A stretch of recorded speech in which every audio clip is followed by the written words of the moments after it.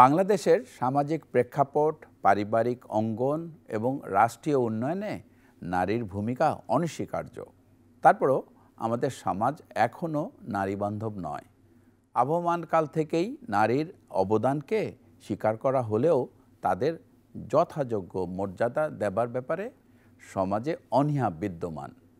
নারীর প্রতি সহিংসতা এখনও খুব স্বাভাবিক ঘটনা। কালের আবর্তে নারীর প্রতি সহিংসতা কমেনি, বরং ভিন্ন ভিন্ন রূপ নিয়েছে। নারী এখনও পড়ে আছে অবহেলা, অযত্ন আর নিগ্রহের মধ্যেই। নারী নির্যাতনের একাল ও সেকাল নিয়ে আমাদের আজকের এই বিশেষ অনুষ্ঠান। এ নিয়ে আলোচনার জন্য স্টুডিওতে উপস্থিত আছেন রোকসানা সুলতানা, নির্বাহী পরিচালক, ব্রেকিং দ্য সাইলেন্স।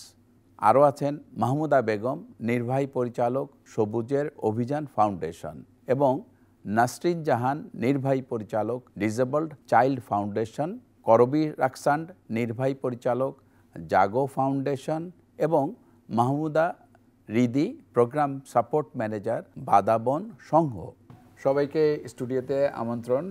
এবং সবচেয়ে বড় কথা, এমন একটা সাবজেক্ট নিয়ে আমরা আজকে কথা বলছি যেটা আসলে খুব সময়ের দাবি, এবং এই ধরনের আলোচনা যত বেশি করব তার থেকে আমাদের সমাজ এবং আমরা সবাই উপকৃত হব। কারণ এখনও আমরা যেসব বিষয়ে অনেক পিছিয়ে আছি তার মধ্যে কিন্তু একটি হচ্ছে এই নারী নির্যাতনের ব্যাপার। তো আমার প্রথম প্রশ্ন রোকসানা সুলতানার কাছে, আপনাদের সময় নারী নির্যাতনের যে ধরনের ব্যাপারগুলো ঘটতো সে নিয়ে কি একটু বলবেন? ধন্যবাদ সবাইকে।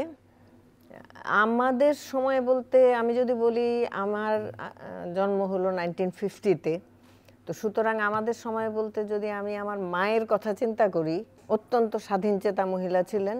সুতরাং আমার রেঞ্জে আমি দেখিনি, কিন্তু তার মানে যে আসলে তখন কোনো নির্যাতন হতো না সেটা অবশ্যই বলা যাবে না। কিন্তু একটা জিনিস মনে হয় যে ওনারা হয়তো ঘরেই থাকতেন, ইনকাম জেনারেটিং ছিলেন না দেখে ওনারা হয়তো কোনো প্রবলেম হলেও সেটা রেজ করতেন না। এই জন্য আমাদের সংসারে আমরা অশান্তি দেখিনি। কিন্তু আশেপাশে যদি আমি বলি, এখনকার মতন না, এখনকার মতন এরকম দেখিনি। তখন একটা এখন কি বেশি হয়? আমি এটা আমার দৃষ্টিকোণ থেকে বলবো, তখন একটা রেসপেক্ট ছিল। ঢাকা ইউনিভার্সিটিতে যখন আমি পড়তাম, কোনোদিনও আমাদের এমন কোনো অবস্থায় পড়তে হয়নি যেটার জন্য আমাদের প্রবলেম হয়েছে। এখন আমি যেই পরিসরে থাকি সেই পরিসরে আশেপাশের থেকে আমি প্রায় যেই চিৎকার এবং চেঁচামেচি শুনি, তারা সবাই একেবারে সরকারি পর্যায়ের বেশ উচ্চ পর্যায়ের মানুষজনই। কিন্তু যেই ধরনের বাদানুবাদ শুনি বা রাস্তার মধ্যে আমি যেই জিনিসগুলি দেখি, ঠিক এমন বোধ হয় সেই সময়টাতে আমরা ফেস করিনি আমার দেখা মতে। কারণ সন্ধ্যার পরেও আমরা বাইরে যেতাম, নাটকের মঞ্চে নাটক করতাম, খেলতাম।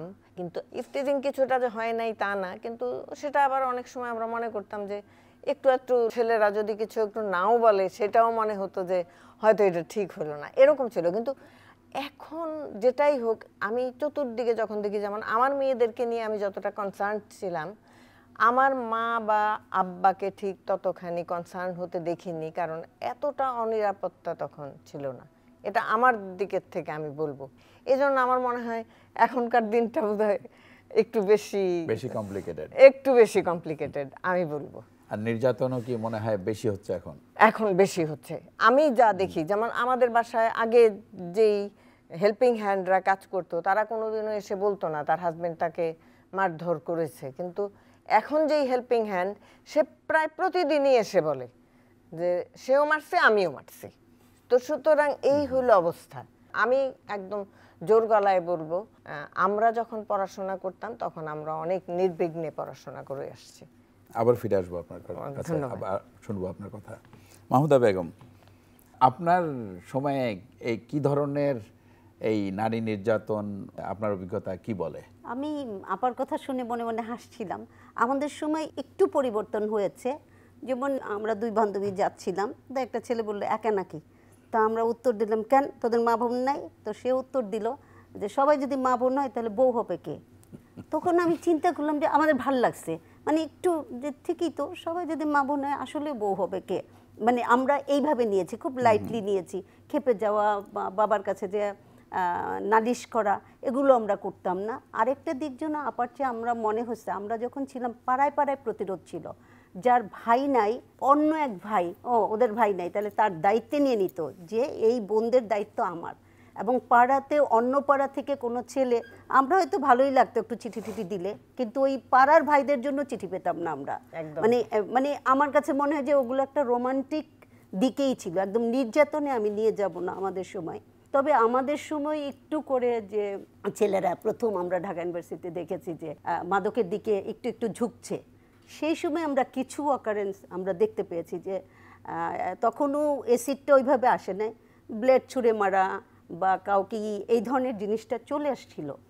আসলেও কিন্তু যেই প্রোটেকশনটা সেটা কিন্তু নিজের ঢাকা ইউনিভার্সিটিতে আমিও বাংলায় পড়া, তো সেই বাংলার ছাত্রীদের বাংলার ভাইরাই তারাই আমাদের প্রোটেক্ট করতো।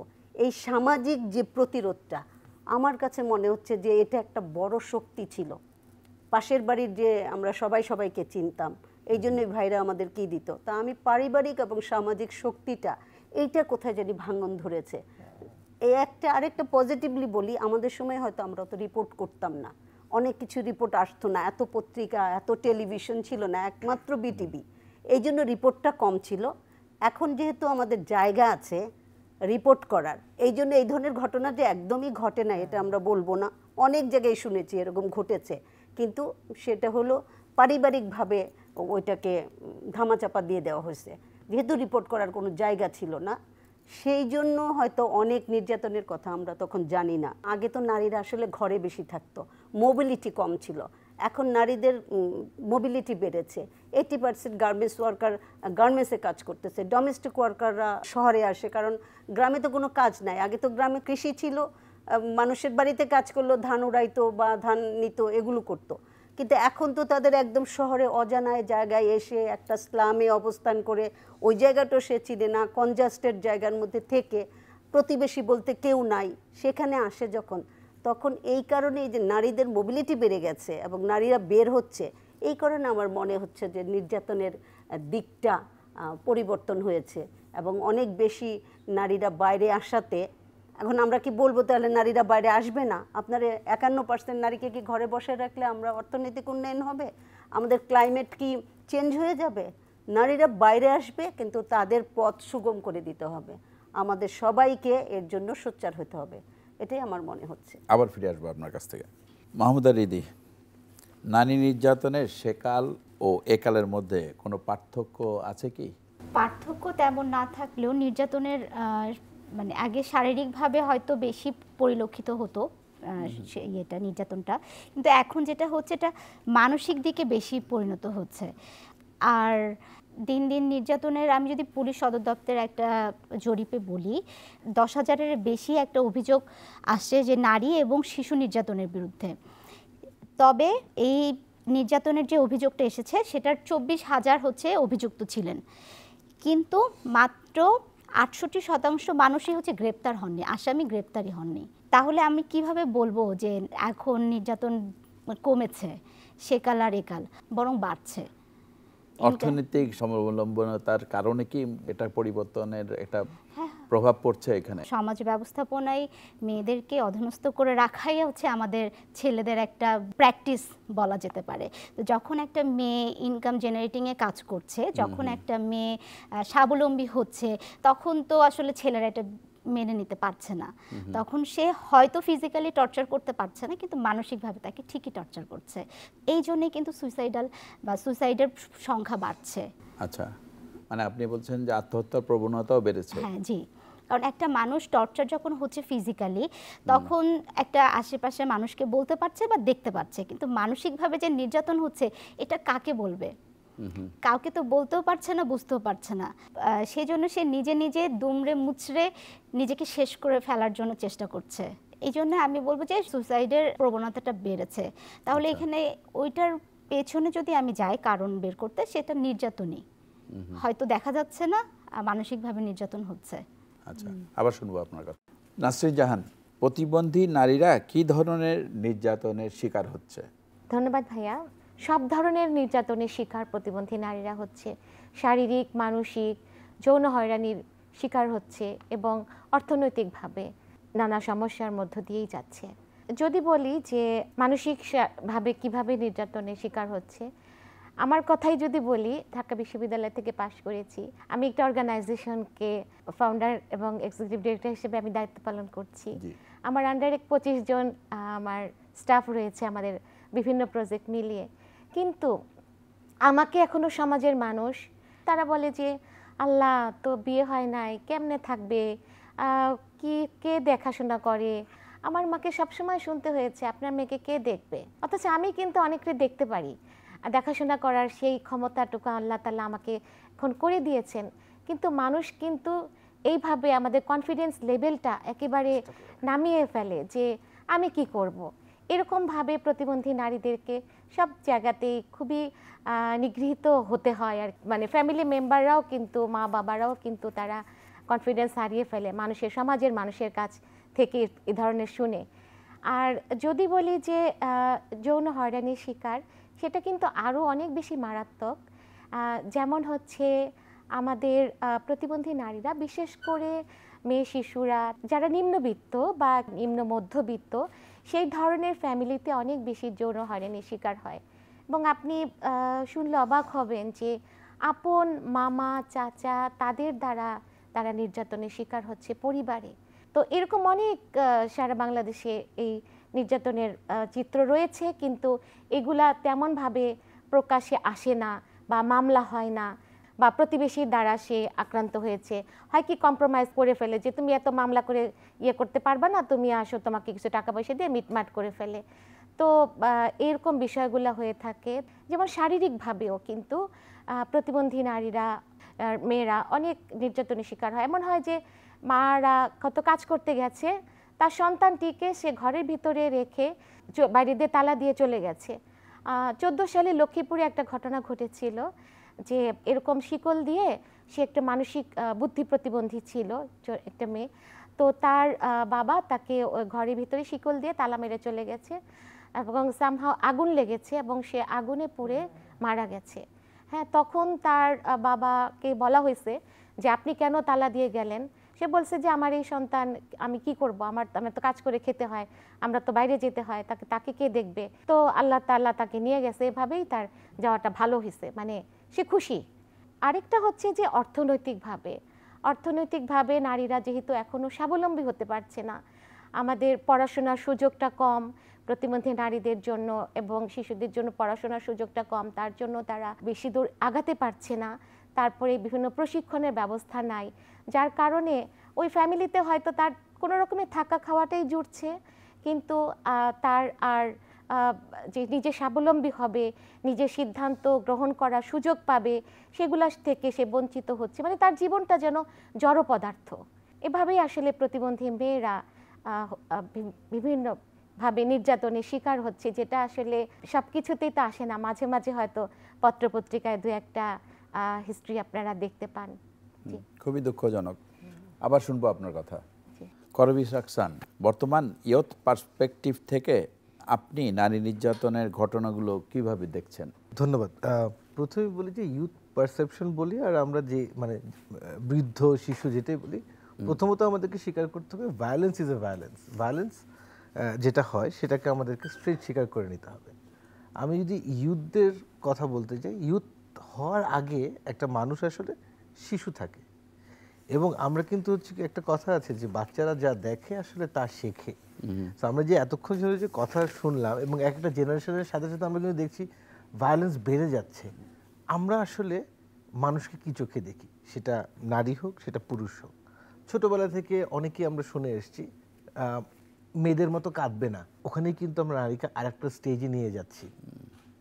ও তুমি কিছুই করতে পারছো না, তাহলে চুরি পরে বাসায় বসে থাকো। আমরা কিন্তু সেই জায়গাগুলোর মধ্যে কিন্তু নারীকে অলরেডি আরেকটা স্টেজে নিয়ে গিয়েছি। সো তার মানে কি আমার মেন্টালিটিটাই এখন এরকম হয়ে গিয়েছে যে আমি নারীকে আসলে অবহেলা করতে পারবো, এখান থেকে কিন্তু শুরু হয়। আর আমি যদি একটু এই জেনারেশনে এখন ইউথরা আসলে কি ফেস করছে এবং কোন জায়গায় যাচ্ছে, ট্রু পৃথিবী কমপ্লিকেটেড হয়ে যাচ্ছে। এখন যে জিনিসটা হচ্ছে গিয়ে টেকনোলজি যেরকম করে এগিয়ে যাচ্ছে, আমি যখন আমার বাসায় বসে আছি, আমার সেফ স্পেস কিন্তু আমার বাসা, কিন্তু আমি কিন্তু একটা ইন্টারনেটে কানেক্টেড। সেখানে যে আমাকে কে অ্যাডভান্টেজ নিচ্ছে সেটা আসলে কে দেখছে? এগুলো আমরা বলছি আমরা ডিজিটাল, আমরা হয়তো কানেক্টেড হয়েছি ইন্টারনেটে, বাট আমরা কি আসলে সেফ? তাহলে কি আমি ইন্টারনেটকে দোষ দিব? আমাদেরকে আসলে এই জিনিসগুলা ব্যবহার করে আমাদের তরুণদেরকে শেখাতে হবে। আমি প্রথমে যেটা বলতে চাই সেটা হচ্ছে যে মেন্টালিটি একটা বড় জিনিস। সো আমাদেরকে কন্টিনিউসলি এটা নিয়ে কথা বলতে হবে। এবং সেকেন্ড পার্টটা হচ্ছে কি, যেভাবে করে টেকনোলজি আগাচ্ছে আমাদের তরুণদেরকে আসলে আরও বেশি স্মার্ট বানাতে হবে। অ্যান্ড এতদিন পর্যন্ত শুধু ইন্টারনেট, এখন তো আমরা বলছি আর্টিফিশিয়াল ইন্টেলিজেন্সের কথা। আপনার একটা ছবি নিবে, 2 মিনিট লাগবে এটাতে একটা ভিডিও বানিয়ে ফেলতে। প্রথমত মেন্টালিটি এগেইন, এটা কি ভালো না খারাপ, আর আমি কি আসলে ভালোভাবে ব্যবহার করছি না খারাপভাবে ব্যবহার করছি, এটার কি কোনো ল আছে নাকি, এটার কোনো পানিশমেন্ট আছে নাকি? তো এই জিনিসগুলো যদি আমরা কানেক্ট না করতে পারি, আমরা একটা অ্যাক্ট বানিয়ে ফেললাম, আমরা একজনকে একটা পানিশমেন্ট দিয়ে দিলাম, ইট উইল নট ওয়ার্ক। আবার শুনবো আপনার কথা। Thank you. আবার ফিরে আসবো। রোকসানা সুলতানা, আপনাদের সময় নির্যাতন প্রতিরোধে কি ধরনের আপনারা ব্যবস্থা নিতেন? নির্যাতনের কথায় যদি আসি, যেমন ধরেন এখন স্কুলগুলোতে কিন্তু নিষিদ্ধ কোনো ধরনের মারধর করা যাবে না। আর আমাদের সময় ছিল কিন্তু মা বাবা বলতো যে পিটায় টিটায় মানুষ করে দেন, এটা ছিল কিন্তু টিচারদের বলতো। হ্যাঁ, এটাই কোনো অন্যায়, কিন্তু এখন কিন্তু আইন আছে। তারপরও আমি বলবো যে এই যে আইনগুলো আছে, এই আইনগুলার কতটুক প্রয়োগ আছে। আমার 2টা মেয়ে, আমি ওদেরকে প্রথমেই যেটা শিখিয়েছি সেটা হলো নো কম্প্রোমাইজ। তুমি ভালো হও, তুমি সব কিছু করো, তুমি মোস্ট অবিডিয়েন্ট হও, সব কিছু ঠিক আছে, কিন্তু কোথাও অন্যায়ের কাছে কম্প্রোমাইজ করবে না। সুতরাং নিজেকে, নিজের প্রোটেকশন নিজের কাছে। মেয়েদের এম্পাওয়ার্ড হতে হবে। আইন থাকুক, যত কিছুই থাকুক, অনেক কিছুর পরেও আমি বলবো নারীদের সবচেয়ে প্রথম যেটা হলো নিজের আত্মমর্যাদা সম্পর্কে সচেতন হতে হবে। তার যে একটা মর্যাদা আছে সেটাকে বিশ্বাস করতে হবে।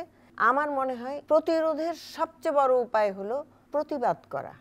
প্রতিবাদ করতে হবে, চুপ করে থাকলে হবে না, বলতে হবে। আমার হয় নাই দেখে আমি চুপ করে থাকবো, আরেকজনের হচ্ছে হোক, এই নীতিতে বিশ্বাস না। সকলে মিলে প্রতিবাদ করতে হবে, তাহলেই ঠিক হবে। এবং যেই আইনগুলো আছে সেই আইনের আশ্রয় নিতে হবে এবং সবাইকে বোঝাতে হবে যে এই আইনগুলো আছে, এগুলার জন্য কাজ করো।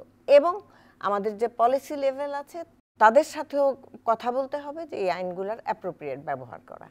ধন্যবাদ। নাসরিন জাহান, বর্তমানে নারী নির্যাতন থেকে উত্তরণের কোনো উপায় আছে কি? নারী নির্যাতনের থেকে উত্তরণের উপায়, আমি সেক্ষেত্রে শুধু প্রতিবন্ধী নারীদের বিষয়টা বলবো, যেহেতু আমি প্রতিবন্ধী নারীদের জায়গাতে বিলং করি।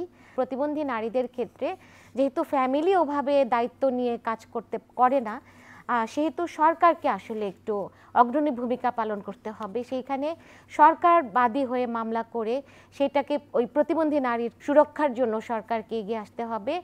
এবং আমাদের ক্ষেত্রে হয় কি, অনেক সময় উত্তরাধিকারী থেকে বঞ্চিত করা হয়, বিশেষ করে প্রতিবন্ধী মেয়েদেরকে তো অনেকাংশে, যে ও কিভাবে সম্পত্তি রক্ষা করবে, তাকে এই অজুহাতে তাকে কিন্তু ফ্যামিলি থেকে সম্পত্তি দেওয়া হয় না, কিন্তু তার ভবিষ্যৎটা অনিশ্চিত করে ফেলা হয়। ওই সম্পত্তি যদি তার থাকতো তাহলে তার একটা বল ভরসা হতো, তার বাবা মার অবর্তমানে তো সে ওটাকে বেস করে সে তার চলতে পারতো, কিন্তু বাবা মা এই পরিবারই তাকে কিন্তু বঞ্চিত করে দেয়। আর যে সমস্ত কাজগুলো করা দরকার, যেমন তার অর্থনৈতিক মুক্তি, এবং সেই জন্য সরকারকে প্রতিবন্ধী নারীদের জন্য বিশেষ বন্দোবস্ত রাখা দরকার। তারা কিভাবে কর্মসংস্থানে এগিয়ে আসবে, তারা কিভাবে আরও কাজ করবে। যখন একজন নারী সে যখন স্টাবলিশড হবে, সে কিন্তু নিজেই নিজেকে প্রোটেক্ট করতে পারবে এবং আর 10 জনকেও প্রোটেক্ট করার তার কিন্তু ক্ষমতা হবে। এবং যেখানে আমরা আসলে এখনও মেইন স্ট্রিমিং হতে পারছি না, সেই জায়গাগুলোতে আসলে কাজ করতে হবে। ধন্যবাদ। মাহমুদা রিদি, আপনি এই প্রজন্মের, আপনার কি মনে হয় কি করা উচিত এর থেকে পরিত্রাণ পাওয়ার জন্য, এই নারী নির্যাতনকে কমানোর জন্য? আমার বেড়ে ওঠাটা, আমার বাবা বিশ্বাস করতে একটা মেয়ে মানুষ সব পারে। তুমি যেখানেই যাও না কেন, তুমি যাই হও না কেন, তোমাকে হচ্ছে সব কিছু জানতে হবে, পারতে হবে, এবং আমি সিদ্ধান্ত নেওয়ার ক্ষমতা রাখি। কিন্তু কিছু ছেলেরা আছে বা বেশিরভাগ ছেলেরা আছে সিদ্ধান্ত নেওয়াটাকে পছন্দ করে না। যখনই এই সিদ্ধান্ত নিতে যায় মেয়েরা, তখনই আসলে ঝামেলাটা তৈরি হয়। আর এটা তো গেল পারিবারিক বা কর্মস্থলে বা আশেপাশের আমার নির্যাতনের বিষয়। আরেকটা বড় ধরনের নির্যাতনের আমরা শিকার হচ্ছে, সেটা হচ্ছে সাইবারের ক্ষেত্রে যেই এটা হয়, সাইবার ক্রাইম। হ্যাঁ সাইবার ক্রাইম হতে পারে। যে ভাইয়াও বলছিলেন যে এআই এর মাধ্যমে একটা ছবি দিয়ে, তো আমরা একটা মেয়ে মানুষ একটু একটা থেকে দুইটা বেশি ছবি দিলে সবাই বলে তুমি বেশি ছবি দিও না, মানে আমাদের ছবি দেওয়াটা খুব একটা পছন্দ না, আর আমরা খুব বেশি অনিরাপত্তায় ভুগি যে এই ছবি দিলেই হয়তো এই ছবিটা নিয়ে কেউ কিছু করবে। তো এখন যদি আমি বলি ওই মানসিকতা পরিবর্তন এবং এই অ্যাওয়ারনেস বাড়ার সাথে সাথে আইনি যে প্রয়োগগুলো আছে সেই ব্যাপারে আমাদের খুব বেশি সচেতন হতে হবে, এবং আমরা যারা এই যুগে আছি তাদের আরও বেশি এই ব্যাপারে সচেতন হয়ে কাজ করতে হবে, যেন আমাদের পরের প্রজন্ম বা পরের যারা আসবে তারা যেন হচ্ছে এই ধরনের সমস্যার শিকার না হয়। ধন্যবাদ। করবী রাখসান, বর্তমানে ডিজিটাল নিরাপত্তার জন্য ডিজিটাল অ্যাক্ট করা হয়েছে, এর থেকে কোনো সুফল পাওয়া যাচ্ছে কি? এক নম্বর হচ্ছে গিয়ে এই আইনটার ব্যবহার করবে কিন্তু হচ্ছে গিয়ে আমাদের ল এনফোর্সমেন্ট এজেন্সিগুলো, তারা আসলে এটাকে কেস করা থেকে শুরু করে হ্যান্ডেল করা। একটা নারী কি সেফ ফিল করে, বা আমাদের এই ল এনফোর্সমেন্ট এজেন্সিগুলো কি আসলে জানে এই কেসটাকে আসলে কীভাবে হ্যান্ডেল করতে হবে? আমরা বড় একটা আইন বানিয়ে ফেললাম। সো আমি বলবো যে প্রথমত আমাদের যারা ল এনফোর্সমেন্ট এজেন্সি আছে তাদেরকে অনেক ট্রেনিং দিতে হবে যে এই টাইপের কেসগুলোকে হ্যান্ডেল কীভাবে করতে হয়। আমাদের জুডিশিয়ারিকে আরও বেশি অ্যাকাউন্টেবল করতে হবে বাকিদেরকে, যে আসলে একটা কেস যখন হয়, একটা কেস হওয়ার পরই 10 বছর 15 বছর লাগে সেটা রায় পেতে। অনেক সময় দেখা যায় যে মানুষ মারা গিয়েছে তারপরে হয়তো বা রায়টা এসছে। তাহলে আসলে আমরা এই আইনগুলো আসলে বানিয়ে বা কী করব? আর আইন তো আসলে বানানোর কথা হচ্ছে গিয়ে মানুষকে হেল্প করার জন্য, মানুষকে আটকানোর জন্য না। সো এই জিনিসগুলো যদি আমরা একটু হলেও ঠিক করতে পারি, এখন অনেক রিফর্ম নিয়ে কথা হচ্ছে, বাট আবার রিফর্ম হয়তো বা হবে, বাট বাংলাদেশ একটা জায়গায় অনেক পিছনে, সেটা হচ্ছে গিয়ে অ্যাকাউন্টেবিলিটি। সো এটা ইমপ্রুভ আমাদেরকে করতে হবে। সেটার জন্য অ্যাওয়ারনেস ক্রিয়েট করা, আমাদের general citizens journalism, citizens voice, এই টাইপের জিনিস যদি আসলে আমরা একটু একসাথে করতে পারি। আমরা তো দেখলাম যে বাংলাদেশের তরুণরা যদি চায় পারে না এমন কিছু নাই। এটা সবচেয়ে বড় এক্সাম্পল হচ্ছে গিয়ে আমাদের 5th অগস্ট। সো একটু যদি আমরা সবাই মিলে একসাথে কাজ করতে পারি, একটু হলেও তো আমরা দেশটাকে এগিয়ে নিয়ে যেতে পারবো। ধন্যবাদ। মাহমুদা বেগম, নারী নির্যাতন প্রতিরোধে আর কি ধরনের ব্যবস্থা নেওয়া যেতে পারে? হ্যাঁ, থ্যাংক ইউ। কিন্তু আমার মনে হচ্ছে যে আইনের কথা বলেছি যে আইনের প্রয়োগ নাই, কিন্তু আইন আছে অনেক। আমি তারপরেও বলবো যে এখন আমরা কিন্তু আবার ফাইট করছি যে কর্মস্থলে নারীদের জন্য যে একটা হাইকোর্টের ভার্ডিক্ট একটা নির্দেশনা দিয়েছে, এই নির্দেশনা কিন্তু ভালো কাজ করছে না। তা আমরা এখন ভাবছি যে, এবং প্রতিবাদ করছি যৌথভাবে, আমরা যারা আসলে সিভিল সোসাইটি তারা প্রতিবাদ করছি যে না, এই হাইকোর্টের ভার্ডিক্টটা এখন আইন হওয়া দরকার।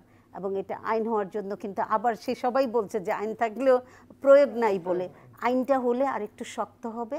এবং এই দিকগুলো যদি আমরা আবার কঠোরভাবে আইন করে, যে না মনিটরিং করতে হবে, এবং নারীরা যেহেতু এখন কাজের দিকে ফিরছে, যে গার্মেন্টসে আমি একটু আগেই বললাম যে 80% নারী কাজ করে, এখন দেখা গেছে 42%-এ নেমে গেছে। কারণটা কি?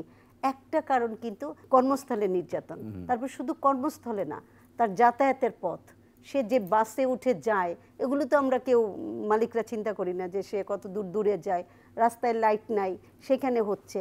এইভাবে যে নির্যাতনগুলো হচ্ছে, এই নির্যাতনটা বন্ধ করার জন্য আমরা মনে করি হাইকোর্টের ভার্ডিক্টটাকে ল করতে হবে।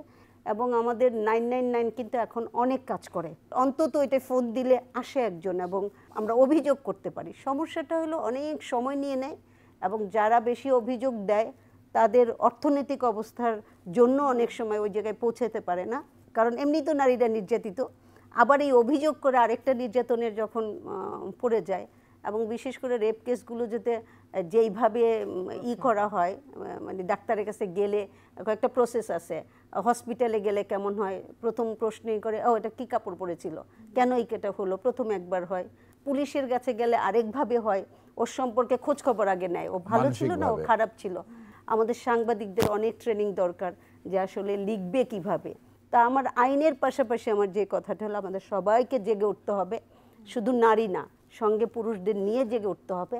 এবং একসাথে যদি আমরা কাজ করি, কারণ নির্যাতন বন্ধ করতে হলে আমাদের অনেক পথ বের করতে হবে। আমরা নতুন কৌশল যেটা বের করেছি যে না, আমরা যৌথভাবে নির্যাতনের বিরুদ্ধে আওয়াজ তুলব, এবং এই যৌথ আওয়াজে আশা করি আমরা আস্তে আস্তে এটা রিডিউস হয়ে আসবে।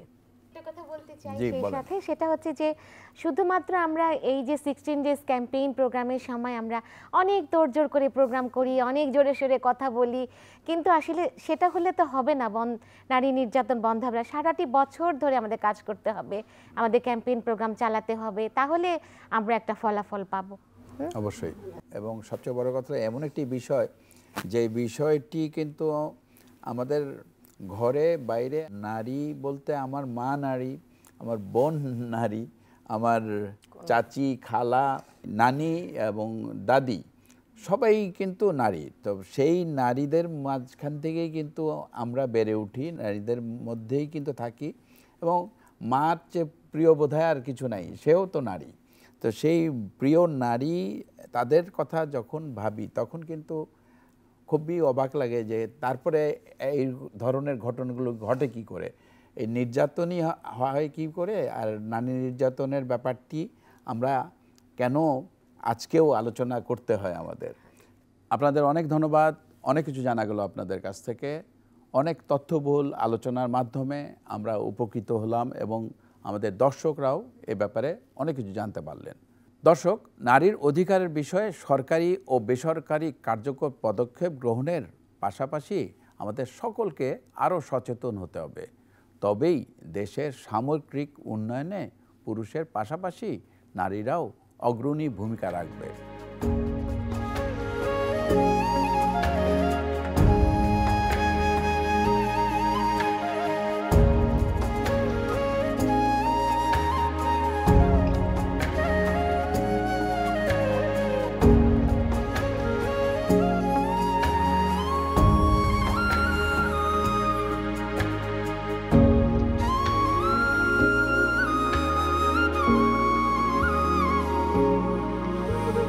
ধন্যবাদ।